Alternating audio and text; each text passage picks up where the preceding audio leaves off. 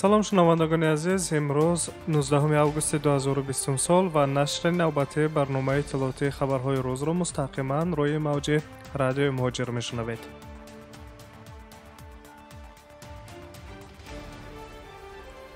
хабарҳои имрӯзаро аз Қазоқистон шурӯъ мекунем. пас аз он ки шаҳрвандони Ӯзбекистон ва Тоҷикистон аз гузаргоҳи Живекжоле воқеъ дар марзи давлатии Ҷумҳурии Қазоқистон бо Ӯзбекистон бароварда шуданд, ин гузаргоҳи сарҳадӣ ба таври маъмулӣ ба кор шурӯъ кард. Хабар медиҳад Хабаргузории Хабар 24. ҳама рӯза аз ин гузаргоҳ тақрибан 400 нафар сарҳадро убур мекунанд. айни замон нуқтаҳои гузаргоҳҳо ба таври муқаррарӣ фаъолият мекунанд. ҳама амалиётҳои санҷишӣ бо истифода аз воситаҳои муосири техникӣ иҷро мешаванд, гуфтааст Маҳмуд Адилгазин, сардори раёсати хадамоти сарҳадӣ дар вилояти Туркистони Ҷумҳурии Қазоқистон. дар ҳоли ҳозир барои шаҳрвандони Ӯзбекистон мушкили назоратӣ ва ё дигар монеаҳои сарҳадӣ вуҷуд надорад. онҳо метавонанд бидуни монеа аз ин гузаргоҳ убур кунанд. ҳамчунин дар хабар қайд гардидааст, ки барои шаҳрвандони Тоҷикистон роҳи транзит барои убури сарҳад ташкил шудааст, аммо на ба таври сода. шаҳрвандони Тоҷикистон ҳар моҳ санаи 1 ва 15 метавонанд аз ин гузаргоҳ убур кунанд.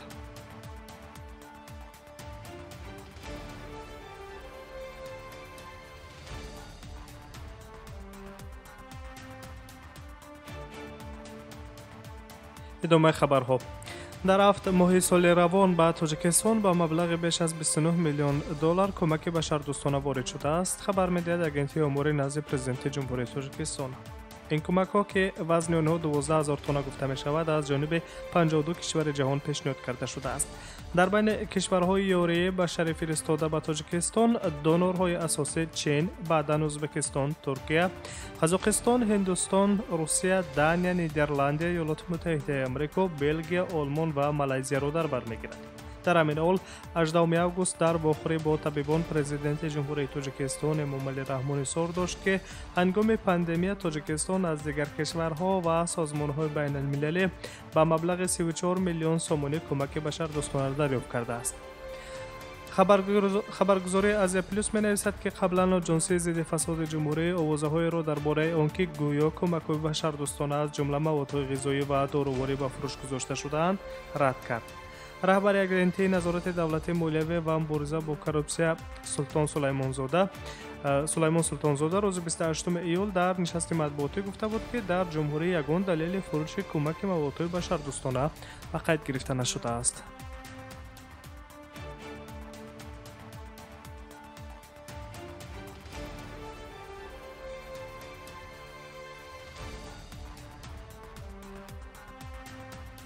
даромади операторҳои хусусии телекоммуникатсионӣ дар Тоҷикистон дар нимсоли аввали соли равон нисбат ба ҳамин давраи соли гузашта 77 миллион сомонӣ, тақрибан $7.5 миллион афзоиш ёфтааст.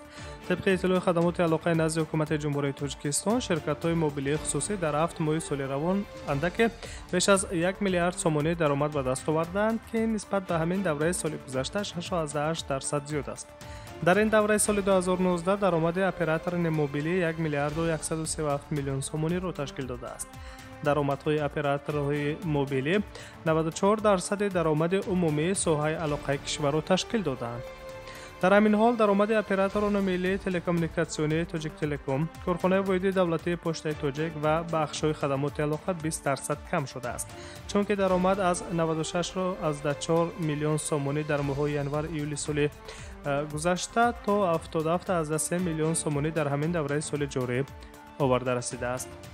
то 1 июли соли равон шумораи корбарони интернет дар Тоҷикистон беш аз 3 миллион муштарӣ ва шумораи корбарони алоқаи мобилӣ беш аз 5.9 миллион гуфта мешавад, ки аз онҳо тақрибан 5.3 миллион муштарӣ фаъол аст.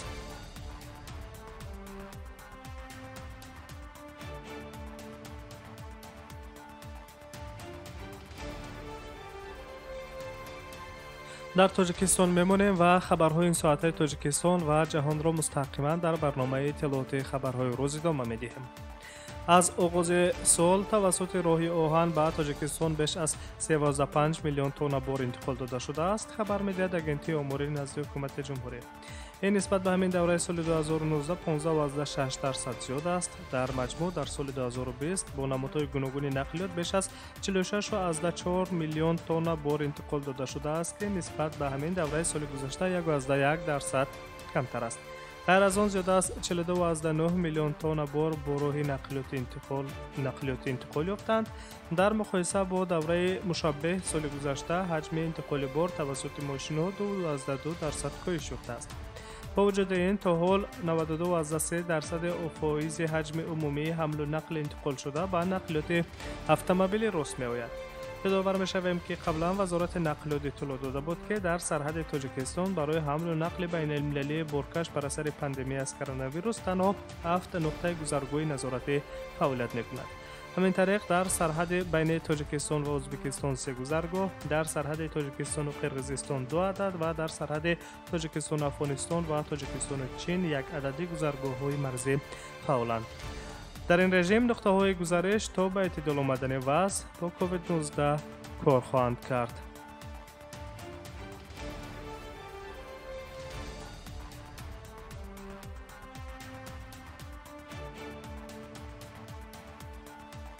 مهمترین خبرهای این ساعت تاجیکستان و جهان را مستقیما میشنوید. نظر به قرقیزستان میکنیم. پرزیدنت جمهوری قرقیزستان سورونبای جیمبکوف اهمیت تعیین و علامتگذاری خط سرحد دولتی قرقیزستان و تاجیکستان را در زمینه پاندمی از کرونا ویروس قید کرد. در این خصوص سورونبای جیمبکوف با معاون سروزیر کشورش اکرم ادومارف که رئیس کمیسیای جانبی قرقیزستان را در تعیین و علامتگذاری خط مرز با تاجیکستان بر عهده دارد سخن گفته است. تدبیرها باید به تامین امنیت سرحد کشور در شرایط پاندمی از کرونا ویروس و رشد همکاری‌های فرامرزی اینچنین مسائل رشد اجتماعی و اقتصادی ولایت بادکند بررسی شدند. اطلاع داده شده است از جانب خدمات مطبوعات پرزیدنت قرقیزستان. ذکر گردیده است که با مقصد پیشگیری حادثه‌های گوناگون در قطعه‌های سرحد دولتی، مقامات محلی در یکجایگی با مقامات حفظ حقوق کارهای فهمانیده‌دهی را بین اهالی برده ایستاده‌اند. گفته می شود که گفته شنید با جانب تاجیکستان در سطح معاونان سروزیر در آینده نزدیک به نقشه گرفته شده است. همچنین ضرورت مخصوص دستگیری همه‌جانبه رشد ولایت بادکند را که اهالیش در شرایط وزنین زندگی میکنند مخصوص قید کرده است. سورونبای جیمبکوف پرزیدنت جمهوری قرقیزستان.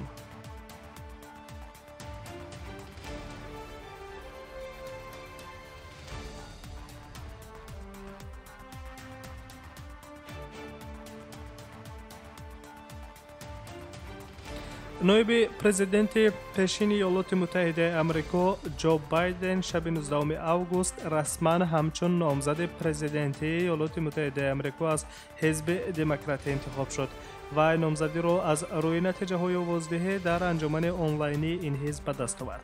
طبق اطلاع CNN، هیئت‌ها از 50 ایالات متحده آمریکا با جو بایدن رای دادند. روزهای نزدیک جو بایدن احتمالاً رسما اعلان میکند که در صورت پیروز شدنش سناتور کامالا هاریس را از کالیفرنیا نایب خود میکند. جو بایدن 77 ساله است. اگر در لحظه سوگندیادگونی خود پرزیدنت انتخاب شود و 78 ساله خواهد بود و او پیرترین پرزیدنت ایالات متحده آمریکا در تاریخ این کشور می شود. و نایب پرزیدنت ایالات متحده در دوره پرزیدنتی باراک اوباما بود. پیش از انتخاب نایب پرزیدنت شدنش جو بایدن طول سالهای طولانی یعنی از سال 1973 تا سال 2009 سناتور ایالات متحده آمریکا از دلاویر بود. انتخابات پرزیدنتی ایالات متحده آمریکا 3 نوامبر سال 2020 برگزار خواهد شد، اما با سبب پاندمی از کرونا ویروس در سال روان آوازدهی اساساً توسط پشت برگزار می شود. از حزب جمهوری خواهان انتظار می رود که در انتخابات رقیب جو بایدن پرزیدنت کنونی ایالات متحده آمریکا دونالد ترامپ خواهد بود. رسما وی هنوز نامزد نگشته است، اما حزب یگان نامزد دیگر را غیر از پرزیدنت کنونی بررسی نکردند.